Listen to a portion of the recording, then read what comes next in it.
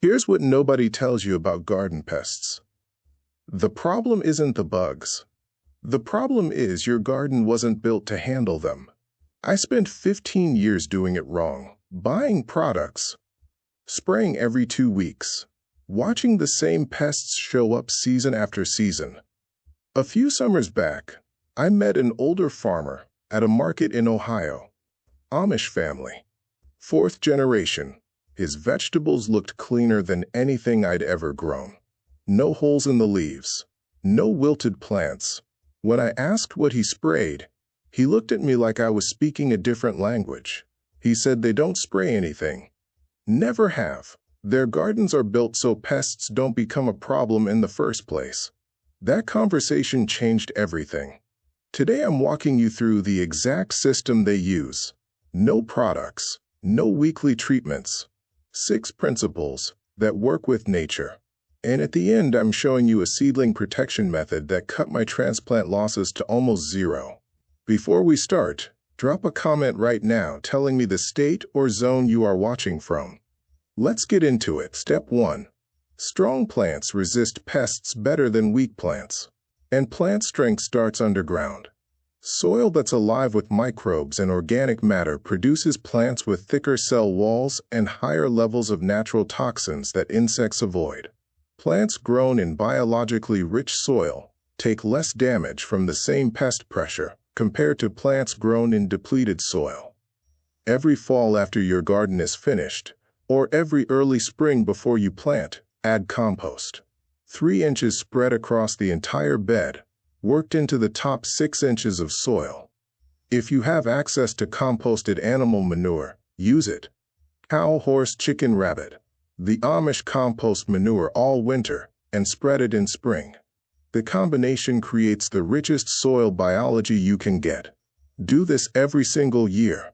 After 3 years of consistent applications, you'll see the difference. Your plants grow thicker stems, darker leaves, and they shrug off minor pest damage that would have crippled them before. I've been doing this for 5 years now. My pepper plants used to wilt if aphids showed up. Now they keep growing right through light infestations. Zones 3 through 5. Spread your compost as soon as the ground thaws, ideally a month before planting. Zones 6 through 8. Late winter works. Zones 9 and up. Early winter. Step 2. Single crop rows are pest highways. When you plant 20 tomato plants in a straight line, every pest that targets tomatoes can smell that line from across your yard. Traditional gardeners break that up. They mix tomatoes next to herbs, peppers surrounded by flowers, squash tucked between aromatic plants. Most pests navigate by scent. A tomato hornworm moth can detect tomato plants from remarkable distances. But if that tomato plant is surrounded by basil, oregano, and marigolds, the signal gets scrambled. The moth can't pinpoint the target. Plant basil directly next to your tomatoes. 1 basil for every 3 tomatoes, spaced about 10 inches away. Basil confuses aphids and whiteflies. For cabbage family crops, plant cilantro or dill between the rows. Space them every foot or so. These herbs repel cabbage moths, and when they flower, they bring in parasitic wasps. Those wasps lay eggs inside caterpillars. The caterpillars die. Along the edges of your beds, plant French marigolds. The small ones, not the tall African types. Space them every 10 to 12 inches. Their roots release chemicals that nematodes hate, and their smell keeps whiteflies and squash bugs at a distance. Never isolate a crop. Always surround it with plants that mask its scent or attract its enemies. If you're picking up what I'm putting down, hit that subscribe button. Step 3. Most gardeners try to kill bad bugs. Almost nobody tries to recruit good ones. A single ladybug adult eats 50 aphids a day. Lacewing larvae eat even more. Ground beetles hunt at night and devour cutworms and slugs. Parasitic wasps inject eggs into hornworms, and the larvae eat them from the inside out. But they need food and shelter to stick around. Plant a flower strip. Just 1 row, 2 feet wide, along any edge of your garden. Fill it with plants that bloom from spring to frost. Sweet alyssum, yarrow, dill, fennel, cosmos, Queen Anne's lace. The key is constant flowers. Beneficial insects need nectar and pollen, not just pests to eat. If nothing's blooming, they leave. Set it up like this. Sweet alyssum at the front, because it stays short and blooms nonstop. Behind that, dill and yarrow in alternating clumps, spaced about a foot apart. At the back, add fennel or cosmos for height. Within 3 weeks, you'll see hoverflies, tiny wasps, and lacewings all over that strip. Zones 4 through 6, consider releasing ladybugs or lacewing eggs in late spring once your flower strip is established. Step 4. The Amish don't wait for pest problems to get bad. They catch them early. Every morning, they walk the garden to inspect. Spend 15 minutes every morning looking. Flip leaves. Check stems. Look under foliage. When you find a pest, pick it off and drop it in a jar of soapy water. Pest damage doesn't happen because of one bug. It happens because one bug became 10, then 100. A single hornworm doesn't destroy a tomato plant. 20 hornworms do. If you catch 2 hornworms on Monday, you have 0 hornworms. If you ignore them until Friday, you have 20 and a half, your plant is gone. On tomatoes, check the top growth for hornworms. They blend in, so look for black droppings on lower leaves. That tells you there's a caterpillar above. On squash and cucumber plants, flip every leaf and check the underside for bronze-colored egg clusters. Those are squash bug eggs. Scrape them off with your thumbnail. On peppers and eggplant, watch for flea beetles. Bring a small bucket. Fill it halfway with water and add a squirt of dish soap. Anything you pick off goes in there. Type morning inspection if you're going to start this habit. Step 5. Instead of trying to keep pests out, you invite them in.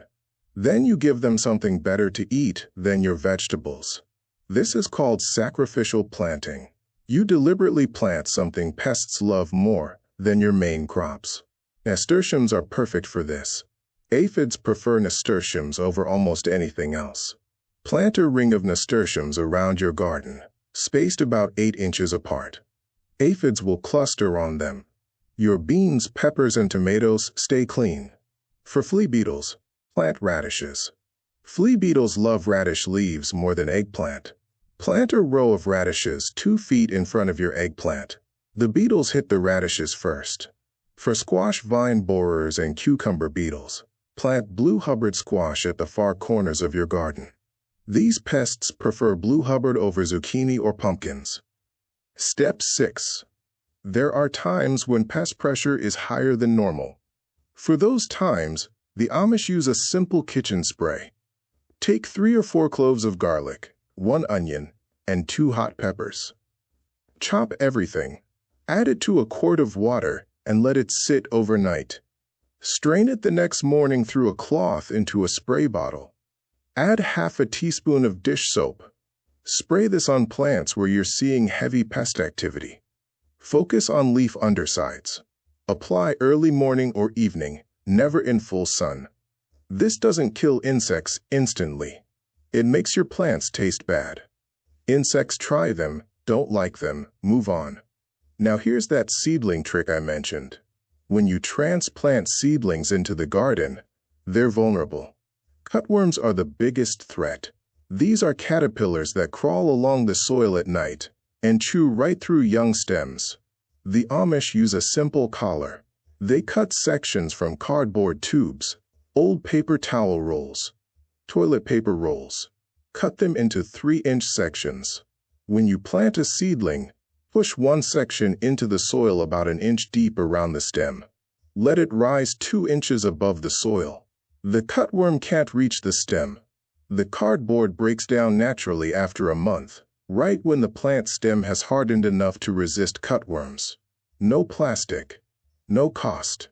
I started doing this 4 years ago. I used to lose 10 to 15 seedlings every spring to cutworms. Last spring I lost 1. The year before, 0. 6 principles. Build living soil with annual compost. Surround crops with scent-masking companions. Plant a flower strip to keep beneficial insects hunting. Inspect your garden daily and remove pests by hand. Use sacrificial plants to redirect pests. And when needed, spray a kitchen-made deterrent.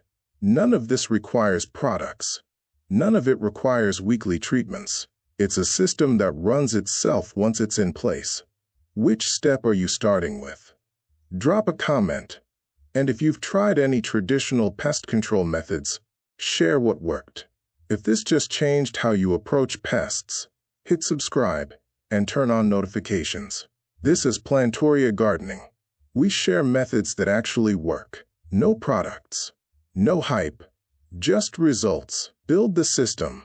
Let nature do the work. Thanks for watching and see you in the next one.